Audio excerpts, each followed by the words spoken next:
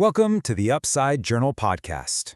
Cannes 2026 has reset the board. We're seeing a clear shift in the creator economy, from fragmented influencer marketing to a consolidated M&A wave.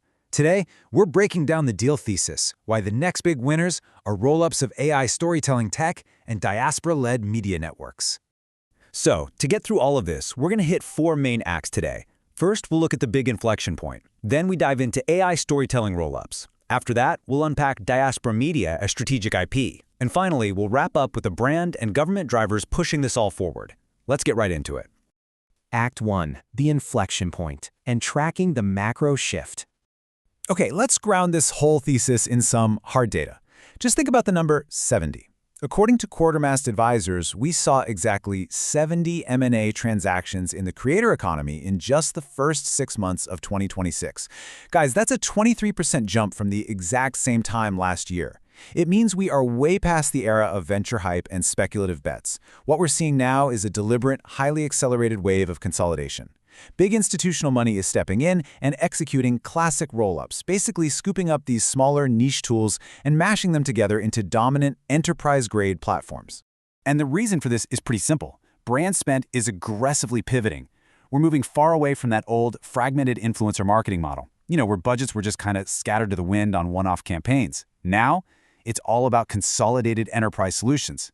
Brands are literally demanding storytelling that is scalable, AI-augmented, and above all, deeply culturally authentic. So the market is just responding by rolling up the tech and the networks that can actually deliver that at a massive scale. Which brings us to Act 2, AI storytelling roll-ups and acquiring the tech stack. Think back to 2024. The market was absolutely flooded with these standalone AI pilot tools, right? Then 2025 hits and the consolidation phase really kicks off. A huge signal was Publicis snapping up Captivate for $175 million, essentially merging affiliate discovery directly with creator networks.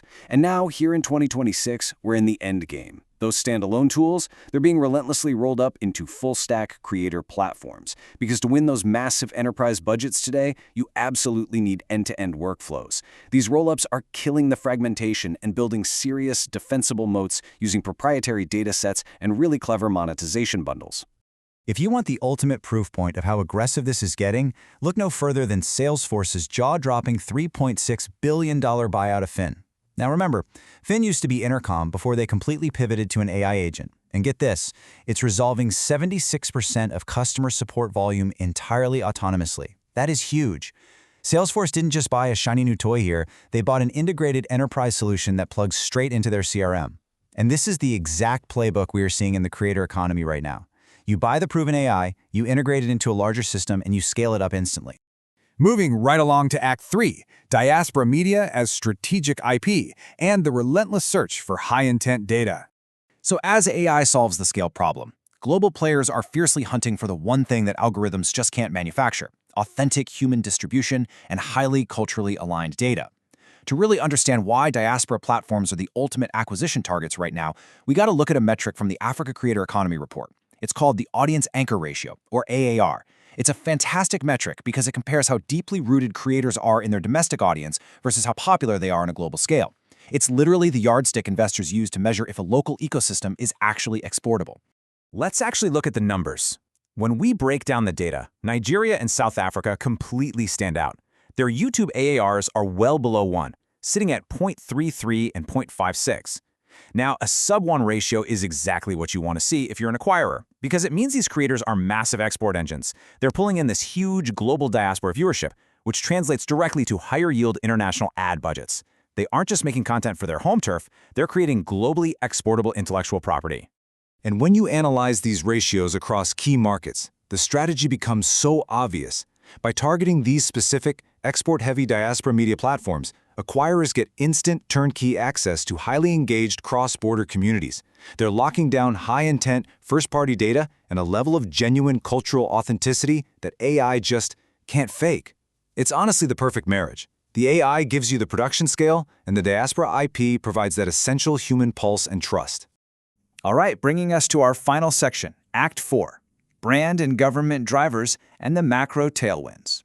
You might be wondering, what is making these hybrid AI and diaspora infrastructure deals so incredibly urgent right now? Well, a massive driver is this emerging push for what we call sovereign creative capabilities. Basically, governments, especially across Africa and in major diaspora hubs, are laying down strict mandates. They're demanding local data processing, local IP retention, and the development of regional talent. This data sovereignty compliance is literally forcing global media giants to put their money where their mouth is and invest in local infrastructure commitments. If you want a slice of these rapidly growing markets, you absolutely have to have an authentic, compliant footprint on the ground. So pulling this entire thesis together into our 2026 opportunity map, the smartest M&A deals we're tracking right now are the ones actively blending AI scale with the cultural intelligence of diaspora networks. Acquirers have a very specific shopping list. They want AI tools with deep non-English capabilities, they're buying up diaspora networks with super engaged content libraries, and they are absolutely paying a premium for hybrid tech teams that have undeniable founder market fit. By rolling all of these pieces together, they're building massive, highly defensible moats through subscription and brand partnership monetization bundles. It's a total game changer. Cans prove that cultural intelligence at scale is the new competitive advantage. We are tracking the deal flow patterns defining this consolidation. Subscribe to the Upside Journal for institutional-grade deal theses. See you in the next Daily Drop.